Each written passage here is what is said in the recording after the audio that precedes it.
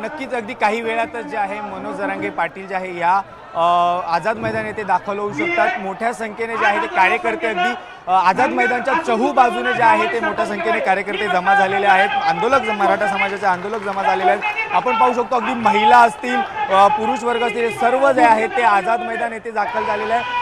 5000 इतकीच संख्या जी आहे ते आझाद मैदान येथे जे आहे ती परवानगी देण्यात आली होती, परंतु 5000हून अधिक जे आहे मराठा आंदोलक मराठा कार्यकर्ते जे आहेत ते दाखल झालेले आहेत। अगदी आझाद मैदान येथेच नव्हे तर आझाद मैदानाच्या चहू बाजूने मोठ्या प्रमाणात CST स्थानकासमोर देखील मोठ्या संख्येने जे आहे ते दाखल झालेले आहेत। आणि एकंदरीत पाहता अगदी 9:30 होत आले तरी मनोज जरांगे आलेले नाही आहेत। त्यामुळे कुठेतरी मोठ्या संख्येने जे मराठा आंदोलक आहेत ते देखील जे आहे प्रतीक्षेत आहेत। अगदी मनोज जरांगे फ्रीवेवर उतरल्यानंतर देखील मोठ्या प्रमाणात ट्रॅफिक असेल किंवा सुरक्षा असेल या सर्वच गोष्टीतून पाहायला गेलं तर एकंदरीत मनोज जरांगे पाटील काही वेळातच या आझाद मैदान येथे दाखल होऊ शकतात आणि त्यानंतर छत्रपती शिवाजी महाराजांच्या पुतळ्याला जे आहे ते अभिवादन करतील आणि त्यानंतर उपोषणस्थळी जे आहे उपोषणस्थळी आंदोलन जे आहे ते सुरू करणार आहेत। आपण दृश्यांमध्ये पाहू शकतो अगदी गावाकडून अगदी खेड्या गावातून देखील जे आहे ते मोठ्या संख्येने महिला आलेल्या आहेत। आपण महिलांची थेट संवाद साधा। आजी कुठून आलात तुम्ही? कधीपासून निघालात आणि कसा प्रवास केलाय तुम्ही? 3 दिवस झाले। कशाने आलात तुम्ही म्हणजे गाडीने आलो। तुम्ही आम्ही जालना जिल्हा। तुम्ही सर्व एकत्र जालन्यातून आलात? आमच्या मुलाबाला पाहिजे ना आरक्षण पाहिजे आम्हाला आरक्षण। गेल्या 2 वर्षापासून हा लढा सुरू आहे, काय सांगा? 2 वर्ष नाही सुरू। आपल्यासोबत आणखीन बाबा देखील आहेत। बाबा अगदी विना या आंदोलनात प्रमुख विना घेऊन बसलेले आहेत। बाबा काय सांगाल कुठून आलात तुम्ही? मी रायरेश्वर भोर तालुका रायरेश्वर मधून आलेलो आहे। टिटेघर माझं गाव आहे आणि भोर तालुका जिल्हा पुणे। तुम्ही कुठून कुठपर्यंत कसा प्रवास करत आलात? गाडीने?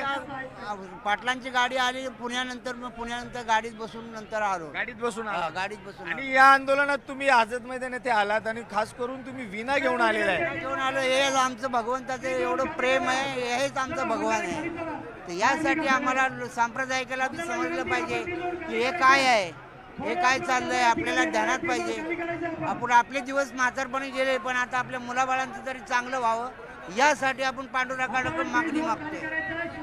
आज पाहायला गेलं मोठ्या संख्येने मराठा समाज जो आहे तो मुंबईत दाखल झाला आहे, तुम्ही देखील आलात? हा, मोठ्या संख्येने दाखल झालेलं आहे। कुठं जायचं कुठं का नाही जायचं ते कळत सुद्धा नाही, असं संख्या आली। तरी पण आम्ही धडपडत पण इथपर्यंत पोहोचलो तर याचा आमचं चीज झालं पाहिजे, आमच्या मुलाबाळांचं सुख झालं पाहिजे आणि आम्हाला हातगाडी ओढून या इथपर्यंत आलो या। आमच्या आता मुलाबाळांना हे होणार नाही यासाठी आम्ही भांडत आहे।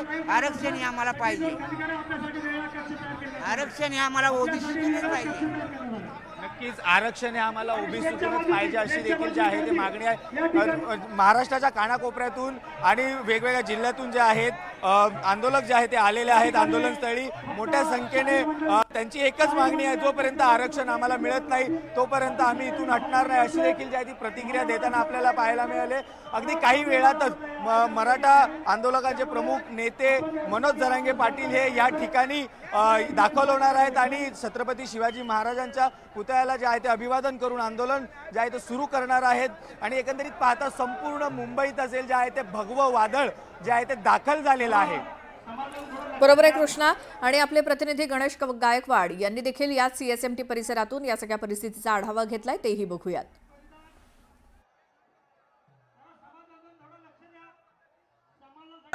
सध्या मराठा आंदोलकांनी आहेत ते मुंबईचे रस्ते अडवलेले आहेत। प्रशासनानं आमची कोणत्याही प्रकारची सोय केली नाही।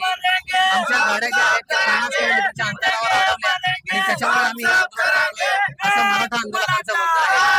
आपण मुंबईचा हा परिसर पाहू शकतो की छत्रपती शिवाजी महाराजांच्या बाहेरचा मुख्य रस्ता आहे आणि या ठिकाणी मोठ्या प्रमाणात वाहतूक कोंडी झालेली आहे। मराठा आंदोलक जे आहेत ते पूर्णपणे रस्त्यावर उतरलेले या ठिकाणी आपल्याला दिसून येत आहेत। काय कारण आहे या आंदोलकांचा रस्त्यावर बसण्याचा आपण प्रयत्न करूयात। दादा काय कारण आहे, का बसलात तुम्ही रस्त्यावर? सर आम्हाला आरक्षण पाहिजे। फडणवीस सरकारने पाठीमागच्या वेळेस पण रस्ता का अडवला? रस्ता का अडवला? आम्हाला मराठा आरक्षण पाहिजे, हा. ओबीसीतूनच पाहिजे. जसं मनोज दादा बोलते, नाही, काही प्रशासनानं काही तुमची सोय केली नाही. कुठेच केली नाही, काहीच नाही. आम्हाला रात्रीपासून आमच्या गाड्या मुंबईमध्ये येऊ देत नाहीत. आम्ही कसे बसे चालत आलोय, आमच्या गाड्या बाहेर थांबल्यात आणि आम्ही चालत आलोय. रात्री आम्ही 12 वाजता इथे पोहोचलो. ना राहायची, ना खायची, ना प्यायची, ना हगायची पण सोय नाही. प्रशासनानं व्यवस्था केलेली नाही. अजून काही आंदोलक आहेत, आपण त्यांच्याशी बोलण्याचा प्रयत्न करूयात. दादा, रस्ता अडून धरलाय, वाहतूक कोंडी झाली. का रस्ता अडून धरला? आमची रात्रीपासून कोणतीच सोय झालेली नाही. उपाशी तापाशी येऊन बसलेले आहात. आमच्याजवळ पैसे नाहीत, शेतकरी माणसं आहात. तिथे जागेवर गेले तर नुसतं झालेलं आहे. आता कुठं बसायचं? आझाद मैदानामध्ये काही सोय नाही, चिखल. काय बी सोय नाही सर. कुठले सरपंच दादा? रानसुगाव अच्छा, मग प्रशासनानं काही सोय नाही केली. आझाद मैदानामध्ये काय परिस्थिती? चिकोल आहे सर, चिकोल आहे. शासनाने 4 महिन्यापूर्वी आश्वासन दिलेले आहे. तरी या आझाद मैदानामध्ये पाणी पडलं. पाण्याचं मग आता रस्ता सोडणार नाही का? नाही, सोडणार नाही. रस्ता अडून धरणार. किती वेळ? जोपर्यंत आरक्षण भेटणार आहे तोपर्यंत आंदोलन चालू आहे. तोपर्यंत मराठा आंदोलक अतिशय आक्रमक झालेले आहेत, वाहनं अडून धरलेली आहेत. आणि विशेष म्हणजे सांगितलं जात आहे की पोलिसांनी मनोज जरांगे पाटील यांचा एक व्हिडिओ केलेला आहे आणि त्याच्यामुळे तुम्ही आझाद मैदानावर जा अशा प्रकारचा व्हिडिओ त्यांना दाखवला जातोय, असा आरोप त्यांच्याकडनं केला जातोय. मात्र सध्या मराठा आंदोलक जे आहेत ते रस्त्यावर वाहतूक कोंडी झालेली पाहायला मिळते. गणेश मंजू आनंद, न्यूज लोकमत, मुंबई. तर जे आंदोलनकर्ते महाराष्ट्रभरातनं आलेले आहेत ते आझाद मैदानात सोय नाही असं म्हणत प्रशासनाला दोष देत आहेत. आझाद मैदानात आंदोलकांची गर्दी काल रात्रीपासून झालेली आहे. अजूनही आंदोलनकर्ते हे आपल्या गाड्या दूरवरती सोडून 8-8 किलोमीटर 10-10 किलोमीटर पायी चालत आझाद मैदानापर्यंत पोहोचत आहेत. CNCMT परिसरामध्ये पोलिसांचा बंदोबस्त मोठा आहे. पोलिसांची कुमक मोठी आहे कारण आंदोलनकर्त्यांची गर्दीच तितकी मोठी आहे. त्यामुळे या सगळ्यांना नियंत्रणात ठेवण्यासाठी, सगळी परिस्थिती नियंत्रणात ठेवण्यासाठी म्हणून पोलिसांचा बंदोबस्त कालपासूनच तिथं तैनात आहे. दुसरीकडे मंत्रालय, सर्व नेत्यांची निवासस्थानं या सगळ्याला पोलीस बंदोबस्त वाढवण्यात आलाय. पोलीस अधिकारी देखील आज सगळेच रस्त्यावरती उतरलेले दिसत आहेत कारण मराठा आंदोलकांच्या या महामोर्चाच्या आंदोलनाच्या पार्श्वभूमीवर आत्ता CSMT परिसरातला रस्ता काही अंशी मोकळा आपल्याला दिसतोय. मात्र मघापासून तिथे मोठ्या प्रमाणात गर्दी होती. आंदोलकांची हलकी वाजत होती. त्याच तालावरती ठेके धरले जात होते. हातात भगवे झेंडे फडकावत घोषणाबाजी करत हे सगळे मनोज जरांगे पाटील यांचं स्वागत करतायत. तिथं त्यांची गाडी पोहोचलेली आहे. मात्र आझाद मैदानात आंदोलनाच्या ठिकाणी, उपोषणाच्या ठिकाणी मात्र मनोज जरांगे पाटील काही पोहोचलेले नाहीत. 9ची वेळ होती मनोज जरांगे पाटील यांना मिळालेली, मात्र आता 9:30 वाजून गेलेत. अजूनही जरांगे पाटील आंदोलनाच्या ठिकाणी काही पोहोचलेले नाहीत. सगळेच जण प्रतीक्षेत आहेत आझाद मैदानावर, जे कालपासून तिथं थांबून आहेत. अनेक जण फ्रीवेवरती आपली वाहनं सोडून 8-8 किलोमीटर 10-10 किलोमीटर चालत निघालेली आहेत. CSMT परिसरातली गर्दी पोलिसांनी थोडीफार नियंत्रणात आणलेली दिसतेय. वाहनांना वाट मोकळी करून देण्यात आली आहे. मात्र थोड्या वेळापूर्वी जर परिस्थिती बघितली असती तर ती अतिशय बिकट अशी होती. अनेक बसेस, सार्वजनिक वाहतूक पूर्णपणे ठप्प झालेली होती. अजूनही तितकीच गर्दी ही CSMT स्टेशन परिसरात दिसतीये आणि अगदी तिकडनंच हाकेच्या अंतरावर असलेल्या आझाद मैदानात पोहोचण्यासाठी हे सगळेजण आलेले आहेत. मात्र एक प्रकारे या आंदोलनकर्त्यांनी चक्काजाम केला.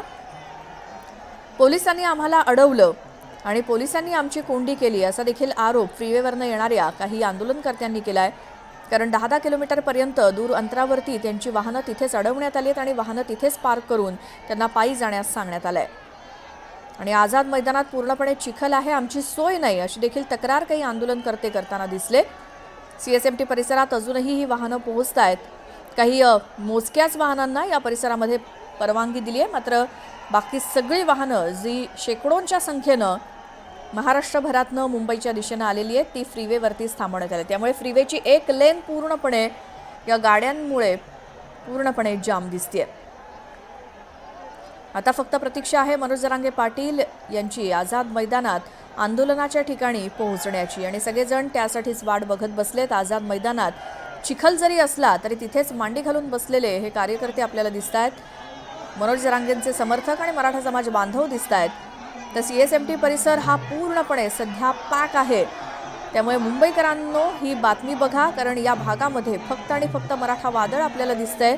29 ऑगस्टला मनोज जरांगेंनी चलो मुंबईचा नारा दिल्यानंतर महाराष्ट्रभरातनं त्यांना चांगला प्रतिसाद मिळाला आणि म्हणूनच हे सगळे आंदोलनकर्ते मुंबईमध्ये पोहोचलेत आणि इथून आरक्षण घेतल्याशिवाय आणि आरक्षणाचा गुलाल उधळल्याशिवाय माघार नाही असा निर्धार करूनच मनोज जरांगे पाटील हे मुंबईमध्ये आलेत.